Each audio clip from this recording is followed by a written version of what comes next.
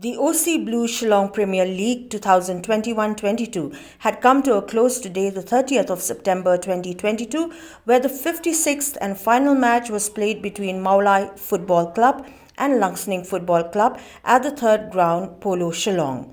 The Minister of Sports and Youth Affairs Government of Meghalaya, Banteidor Lyngdoh, had attended the event as chief guest.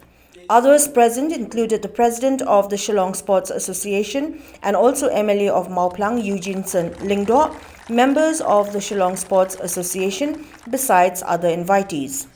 The match kept supporters cheering for their favorite teams, but minutes into the game changed the entire scenario of the match. Mawlai FC, which has been playing in the first division, pressed into action and in the end managed to beat Langsning FC by 2-1, thereby enabling them to finally clinch the title of champions of the OC Blue Shillong Premier League 2021-22. It may be mentioned that in the entire league, the winning team has been able to score the highest points and has played 11 of the 14 matches and scored 35 points in total, followed by Rangdajet Football Club with 28 points and Langsning Football Club with 25 points.